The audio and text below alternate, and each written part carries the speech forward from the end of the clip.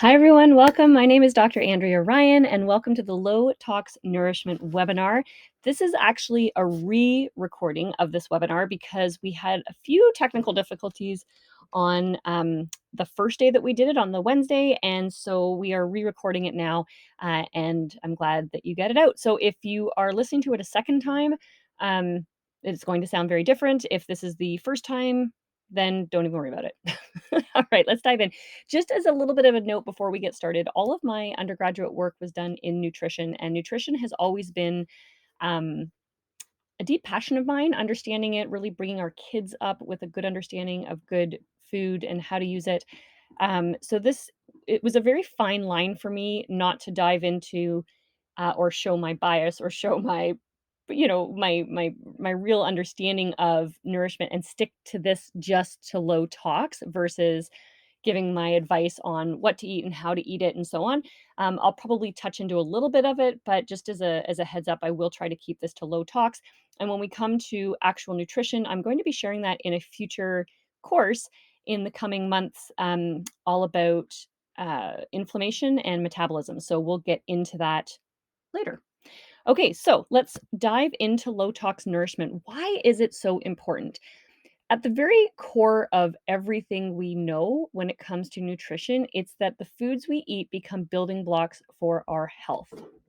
So, your body will break down anything you consume into its smallest, most small components, and then it will use that to create and help create either cells that are healthy or unhealthy, or as I like to also call it, thriving or simply surviving. Now, so regardless of what's going on, we always want to focus on good nutrition because nutrition is going to be what either promotes health or promotes the formula or the formation of dis-ease over time. Now, the kicker with this is that when it comes to low tox, our body digests chemicals the same way it does nutrients. So whether you eat a conventional apple or an organic apple, your body is going to break it all down, not just the nutrients, but also the chemicals. For example, conventional produce is sprayed with herbicides and pesticides to increase yield of that apple for mass production, and so that we have less chance of destruction through bugs and whatnot. Anyway, so we have this when we have the consumption of this or the breakdown of all of this, the herbicides, the pesticides, the chemicals also get broken down the same way and enter into the bloodstream and then get sourced all the way throughout our body to all cells, tissues, and organs. And our bodies really can't differentiate between nutrients and toxins when it's first broken down. We do have incredible filtration and elimination systems in our body, but it also gets stored in our body, especially when we increase the amount of toxins that we might be exposing ourselves to. So let's look at the research on POPs, which are persistent organic pollutants, and our health. So POPs accumulate in adipose tissue. So research shows that persistent organic pollutants, which is what the POPs are, get stored more so in adipose tissue than any other part of our body. Now, chemicals and stuff can get stored elsewhere. Of course, we know they're very famously, we know of the increase in mercury and aluminum in brain tissue. However, adipose tissue is far and above the highest rated one. So when we look at what POPs are, they're basically chemicals that have a really hard time breaking down in our system. Include things like DDT, which you may think, oh gosh, I thought that was phased out. And sure, this was an insecticide that was used very heavily in the States up until about the 1970s, but it's still used in many other countries around the world. And if we are importing our fruits and vegetables, different produce from all over, then you may very much be still exposed to this. Other ones are hexachlorobenzene. It's a fungicide used in various different crops. We have polychlorinated biphenyls, which are also known as PCBs. Now, PCBs are not found in produce, but they're found in paint and building materials. We're still being exposed to those. We also have dioxins, which are chemicals that are given off from burning garbage. And the challenge with this is that you're getting them in your nutrition from your food sources. You may be getting them in the buildings that you're in, the homes that you stay in. And then, of course, a lot of these chemicals are just in the air itself. The sad thing is that there's no way that we can be at net zero when it comes to exposure to pollutants, different chemicals, etc. simply because it's everywhere. They have found it in what is considered to be some of the cleanest waters, like the Arctic waters. They still find them there, um, just because of wash off from everything from garbage to air bases and army bases to waste facilities, et cetera. So we're always going to be exposed to that, and it's in our water systems, our air systems, even organic produce. They've tested them, and it would be great to be able to say it's 100% pesticide free. However, upwards we see upwards of 5% chemicals in organic produce as well, and that just has to be an acceptable number simply because we can't be at zero all the time, but we can always certainly reduce the amount that we're exposed to. When POPs are the burden of ours increases between 3 to 5% each year. So we're seeing an increase, of course, in the use of chemicals around the world. Now, why is this? Certainly, food security is a huge issue. We need to make sure that there is food available for everybody. And certainly, an apple, even sprayed with chemicals, is better than no apple at all. So we need to ensure food quality. And when we have such a booming population around the world, if we don't have a means to ensure that there is consistent food sources, then we're going to see there are going to be greater issues. We already, of course, see issues of starvation around the world. However, the this becomes, the rate with which we can fix this becomes an issue when we need to increase the amount of food, and thus when we have to increase the amount of yield, we're going to see an increase in chemicals. However, the burden is that much higher, 2 to 3 times higher in overweight individuals compared to those with lean body composition. So, the healthier your body is at, the less likelihood of you storing these POPs in your system.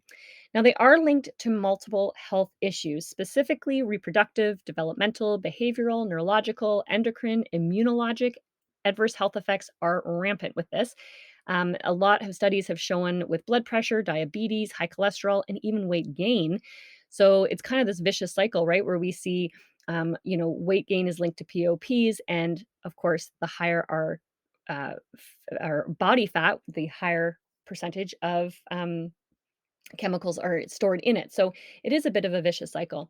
And the sad thing is that POPs can be transferred through the placenta and breast milk into our developing offspring. They've tested, and this is an older statistic. I want to say it was 2006. I feel that they tested this, but they tested newborn cord blood and found up to 278 different chemicals in it. So here we are thinking that, in utero is one of the safest place for children to be. But we're still being exposed to massive amounts of chemicals and chemical byproducts, even in utero. Now, when people say, "Well, what is the reason we're seeing increasing rates forever?" In the last number of over the last 70 years, we've seen significant increases in rates of cancer, autoimmune diseases, even things like asthma, allergies, autism, all of the spectrum of disease processes. I don't think it links back to one specific issue. I'd love to say, "Oh, it's just chemicals in our food," in which case, great, let's fix that. But there's so many different issues. If you look back over the last 70 to 90 years, we've seen a significant shift in how we live our lives. Many more desk jobs, people sit for 8 hours a day, they're not exercising as much, their stress levels have gone through the roof. We're seeing, two income families now is the norm versus back 50, 60, 70 years ago. It was usually a one income family. When we have increased stress, we have increased use of alcohol and drugs, a decreased use in exercise. We know that our foods are being sprayed. We've seen an increase in the number of medications and vaccines that are being prescribed for individuals. So when I look at what is causing the sudden increase in health related emergencies and long term debilitating disease processes or chronic diseases, it's not one thing, but everything is a contributing factor. And we really have to go back and recognize how are we most designed to live our lives and try to emulate that as much as possible. In this case, we're, of course, talking about low tox nourishment and foods that we eat. So let's dive into understanding more about the different loads in specifically animal proteins to begin with, and we'll jump into produce in a bit, but understanding why we see this. So this was from Science Direct, and they had a huge website, or research paper, excuse me, designed not designed or designated, but where I got all of this information, lots of different tables and research all culminating to show us where the highest residues of pesticides are in our animal proteins. You'll note that I'm sticking with animal proteins. Vegetable or plant-based proteins are just as high offenders. The important thing is that we're always looking at organic options, or at least aware of organic options, and then ways to reduce the effects of the pesticides that we're exposed to or the POPs we're exposed to. I don't focus a lot on plant-based proteins. One, mainly because I'm not vegan, and two, I just don't feel that it's a great option for people. I do understand the moral implications that some people have, or I know that for every animal-based research paper out there, there's one that can be created that is a plant-based protein research paper. So I'm not here to debate one way or the other, but it's just I tend to focus more on those who eat animal proteins as well. So when we look at animal proteins and pesticides, the highest rate that was up when we're looking at conventional proteins, fish would be number one, then come eggs, milk and dairy, different meat sources, and they did break that down even further in these studies, nuts and seeds, and then oils and fats. So when we're looking at this, the important thing is to look at the um, mean of detection rate, which is basically the amount or the detection rate of chemicals and pesticides that are found in animal proteins as analyzed while consumed, so in their cooked version. So, and just as a note, what this says is that this is not in all proteins, this is specifically in conventional proteins when we're looking at the use of pesticides. All right, when it comes to produce, we look at the Dirty Dozen, and this is it's put out every year by the Environmental Working Group. In 2022, the highest 12 pesticide residue produce were strawberries, spinach, kale, collard mustard greens, nectarines, apples, grapes, bell peppers, cherries, peaches, pears, celery, and tomato. Now, on the flip of it, the Environmental Working Group also gives out the Clean 15, which are the top 15 fruits and vegetables that, if, for example, price is a real issue, you might want to look at those and say, gosh, I don't need to purchase these in organic versions. So, bananas would be a perfect example of that. Sure, it would be great if we could eat organic all the time, but that's not necessarily going to be the case. And when it comes to bananas, bananas have such a high or a thick skin, you don't have to stress as much about the pesticide residue. Personally, I never buy organic bananas unless the price is at the same price point. That's where I save my money, and I'll talk a little bit about ways to save in a bit, um, compared to spending, a lot more money on certain things. When I need to buy organic, I focus on the Dirty Dozen, and well, I'll share a little bit more about that in just a touch here. Okay, so let's go into the difference between farmed versus wild caught seafood. The difference is that wild caught seafood must follow strict regulations and practices regarding sustainability to ensure no fish population is over harvested. So we think about wild caught being more about health focused, but really it's focused on the health of um, the fish more specifically versus a farmed fish. There's always a debate as to whether one is healthier than the other, and it's very similar to whether organic versus conventional produce. I should say it gets the same amount of attention when we look at produce. But here's my belief with this is that when we look at produce, there's lots of research to back it up. Is that there's very little nutritional benefit, meaning the amount of nutrients, vitamins, etc., in conventional foods versus conventional produce versus organic produce. It's pretty much nil, right? The difference between the two. Now, there's nothing to be said that organic produce is not better for us when it's less in toxins and chemicals, definitely. But the nutritional value, very little difference.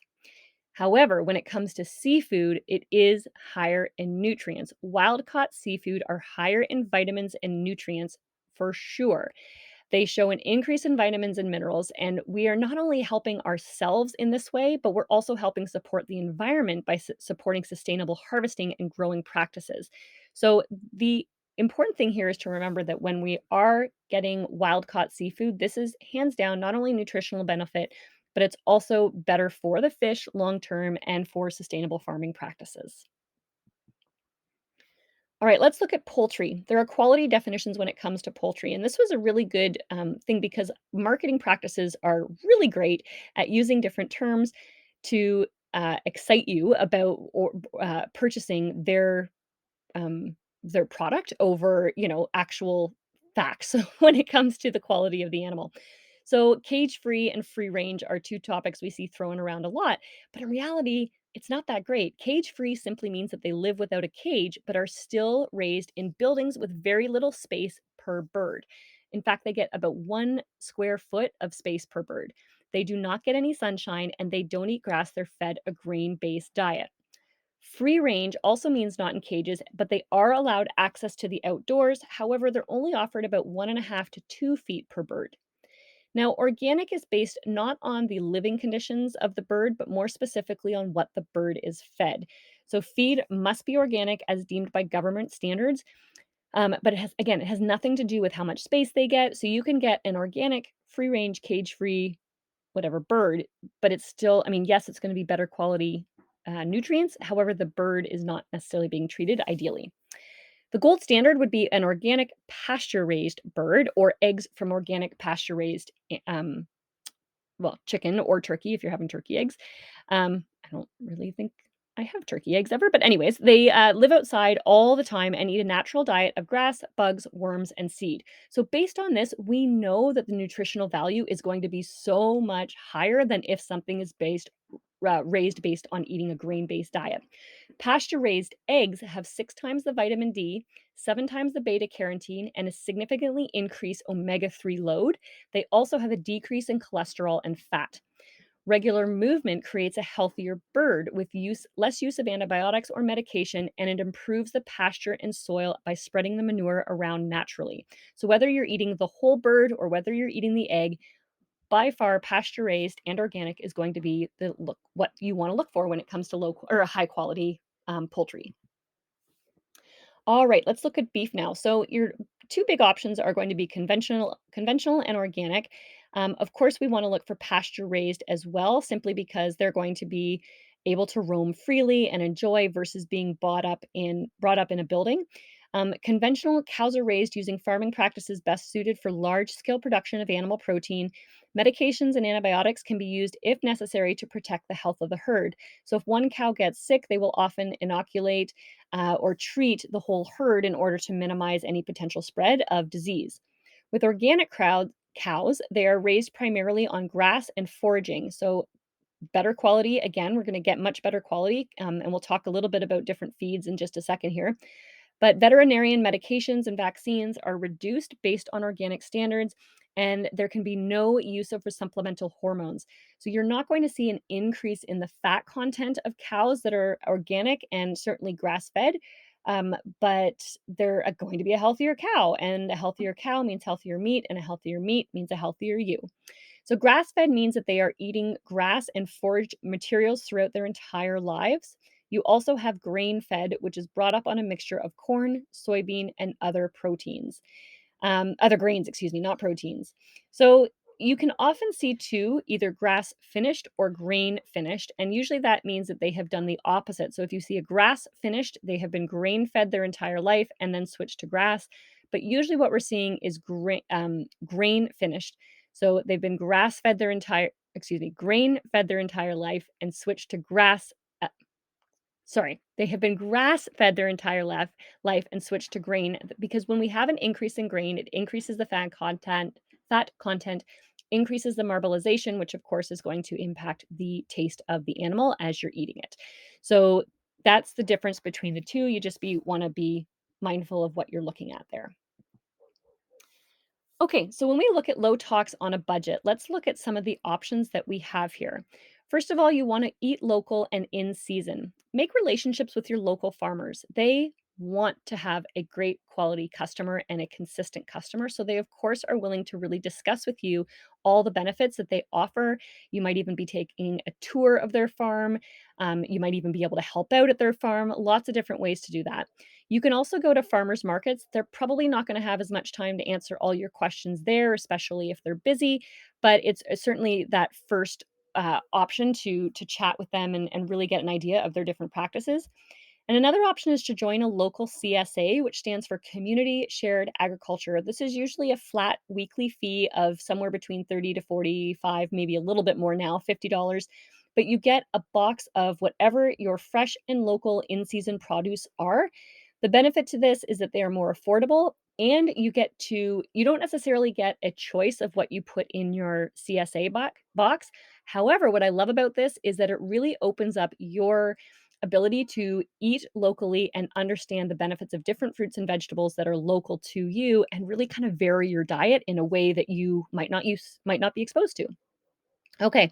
Second tip here is to choose organic with your favorite produce and proteins. So, if you, for example, love blueberries, but strawberries are not one of your things that you don't love all that much, maybe you have strawberries once or twice a year, even though they're really high in toxic load, save a little bit of cash, buy them conventional that way. And then, if you're eating blueberries every single week, well, that would be something that you want to buy organic because you're exposed to it all that much more frequently. Number 3 would be opt for organic on higher tox foods. So this is where you want to refer to the Dirty Dozen and Clean 15 so you can be more aware of the more toxic products. Now, this may seem to go in like against what I just said, but again, if you're only eating strawberries once or twice a year, don't stress about it. Just focus, even though it's higher on the tox, it was number 1 for 2022, but it just sort of gives you different ways to approach your budget, different ways to approach how you look at organic foods, because ultimately this is your life, right? I can't tell you, this is just an ideal, like, hey, if this is the way you're approaching your food, this is how I'd like you to look at it. But ultimately, you have to find what works for you, works for your household, your budget, and what's available to you, because you might not be living in an area where you can get strawberries that easily. All right, number 4 is buy organic on higher fat meat. And I'm going to jump into that on the next slide, but there are certainly leaner proteins that will store less toxins, so conventional options are probably more affordable. When it comes to the higher fat meats, things like certain red meats, that would be a good example of when you want to focus more on your higher fat proteins as being organic. Lastly, would be grow your own. During your summer months, you can always grow your own food, whether you have space. I have seen everything from full backyard gardens to container plants on, apartments in the city. There's totally different ways to do it. Right now, because we are only going to be up at our cottage for a couple of months this summer and not be able to enjoy the full fall. We just decided to do a few container plants this year of herbs, and that was just enough for us to have our own. And then we're relying on local farmers markets and so on to be able to make up the difference with those. The other thing is during the winter, look at investing in a tower garden. They are, a little bit pricier, about $1,500, I believe, if I remember correctly, the last time I priced one. However, with a tower garden, you have the ability to grow your own food year round. So you can grow things like beans, berries, zucchini. What have I seen? Lots of spinach, all of the different greens that are out there. So lots of options there when you can grow your own food. All right, looking at leaner proteins for low tox options. These would be great examples of proteins to get that are lower on the fat content. They're going to be much less when it comes to the tox load. White fish, they are going to be high in phosphorus, vitamin B12, and omega-3 fatty acids. Chicken and turkey. Chicken has vitamin A and E, and turkey, sorry, is high in magnesium, copper, B12, and folate. Seafood, very high in omega-3 fatty acids, vitamin A, and B vitamins. Now, there are a couple of options here. Be mindful of certain with seafood. I should really mean shellfish here, not seafood. Excuse me. There are certain shellfish that just simply don't have they have a very rudimentary digestive system. For example, shrimp. I only ever bought wild caught eh, shrimp simply because they tend to store a lot of nasty stuff in their system because they're not able to get rid of everything. So keep that in mind, but shellfish tend to be very lean, so if you're going to be looking at options, there's probably a less toxic load there. And then if you are a red meat fan, look to bison. Bison is rich in vitamin B12, selenium, zinc, phosphorus, and it is also an excellent source of iron, vitamin C, B6, and niacin. And on the red meat scale, that tends to be a lower fat meat. It's very lean red meat. All right, I wanted to share with you a few ideas when you're looking at whole food nourishment in how to focus in on ways to really ways to switch over and focus on whole foods, because ultimately the higher pesticide, well, not even necessarily pesticide, but we're going to see a much higher load of ingredients in conventionally uh, sourced, um, what's the word I wanna look here? Let's just say fast foods or convenience foods.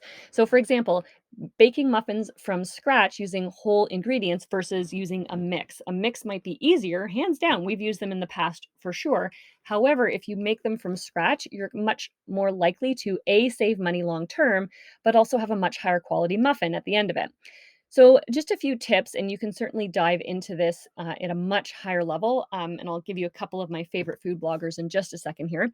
One is stock your pantry. Stock your pantry with whole food ingredients that can be used multiple ways and for multiple purposes or uses. I look at, for example, you know, spices or like if you're looking at tomatoes or whole tomatoes, if you can find tomatoes that are stored in glass jars, you can even can them yourselves, uh, avoiding the tin jars because, of course, that's going to leach some. That's like low tox level 3.4. But anyways, you want to sort of be aware of where you're buying them from, but ultimately finding some vegetables that you can use versus buying tomato sauce already made for your pastas or your pizzas. Making your own from scratch is going to be all that much healthier. And tomatoes can be used for salads, they can be used for stock, they can be used for soups, they can be used for just plain on their own with sandwiches. I mean, there's just so many different ways you can use them, and you can make them go that much further. Look for sales on organic products and then buy in bulk. Stock your freezer. Invest in a freezer chest. This is one of the best things that we did over the last couple of years as food prices significantly increased. We were aware that this was probably coming. If you were sort of watching what was happening around the world, it was pretty clear that we were going to see a significant increase in prices on foods. And so we stocked our freezer well in advance when prices were still fairly low and manageable. And we were able to have all of these great quality proteins in stock and not have to worry about it until things got super expensive. Find some of your favorite food bloggers and learn from them. So these are fine. These are five of the ones that I tend to check out the most often. Live Simply, that's Kristen Marr. She actually, fun story, she and I met. I was following her already, and then we were on this whale watching tour in Northern Iceland one time, and she was on the tour. So I got to actually meet her in person. Lovely, lovely girl. Interviewed her on a podcast not too long ago as well, but ultimately she is just fantastic and she wants to use simple whole ingredients and really help people focus on using that to um, budget out their menu for the week and make it using whole foods and get your kids involved. She's really great with that as well. Other websites and food bloggers I love: Well Plated, Love and Lemons. Love and Lemons one is the only vegan or vegetarian option I have on this, but they have got, whether you are vegan or vegetarian, she has got some great options for you. If you're a meat eater like myself, I still love her salads are phenomenal. So she's got some great options there. The Wholesome Dish and Simple Bites, all really great food bloggers that teach you how to use whole foods and really learn how to cook well, not relying on convenience foods or prepackaged processed foods. Use the whole animal is tip number 4. So, for example, if there is a chicken, I will roast the chicken and then I will use the chicken that we've roasted as for a meal that night. But then I will take the bones and I will put them and I will boil them with some vegetables and herbs and use it as the stock, right? So there's lots of different ways that you can use the whole animal. There's a great, if you look at nose to tail websites, there are some great websites and resources out there to teach you how to use the whole cow or the whole pig. So there's lots of different sources out there, and you're using one animal and getting the full benefit of it. Lastly is Eat Nature's fast food. Oh gosh, guys, I have so many tips on all of this, but ultimately, number 5, Eat Nature's fast food. Processed fast food, things like crackers and granola bars and gummies, all of these different processed foods that come in mini packages, cupcakes, brownies, da da da da da. It There's just so many great ways to really fuel up on nature's fast food, like fruits and vegetables, instead of relying on prepackaged foods that, yes, are easy and packaged towards kids, marketed towards kids. I get it. But as much as you can, try to get your kids focused and yourself focused on whole food recipes. All right, speaking of whole food recipes, I have a whole food, low tox nourishment that a cookbook that I'm going to be releasing. Pretty simple. It's going to be an ebook, but it takes you through breakfast, lunch, dinners, and desserts on some of my favorite recipes. So here's just a quick snapshot. I share some of my favorite smoothies. There's 5 in total in the book, if you want to grab that snapshot. And then I also wanted to share one of my favorite soups, carrot, fennel, and apple soup. Both carrots and fennel are great for detoxing. They help your system release some of the toxins. If you remember and took my essential oils for detoxing or elimination pathways, fennel was high on that. Ultimately, you've got these options which are great, but carrot and fennel and apple soup, so delicious, and it can be served warm or cold. I like it warm personally, but a really great soup to have on hand. All right, friends, I'm just at the 30-minute mark. Thank you so much for joining me. One quick plug, I have a low tox lifestyle course that really focuses on reducing the toxins in your food, your self-care product, your household products, and then also with the air and water quality that you have in your home. This is a incredible course. It is a over, oh my gosh, there's over 6 hours of video content there. It breaks it all down. It walks you through what is toxic load, how to increase your or decrease your exposure to toxins in all of those 4 areas. Plus, I'm going to continue to add more content over the coming months. It's already fantastic, but every 6 weeks, there will be more content added through November of 2022. And then it should be finished right around then, but occasional content still added in. I cannot say enough about this course. I'm so thrilled to finally have it out there for people. If you are interested, I have linked up the recording. I've linked it up in the email below, and you can certainly get started with that course. It'd be great to have you in there. And that's it. I hope you enjoyed. Thank you so much for joining me. And if you have any questions, you know how to reach out. Have a great day.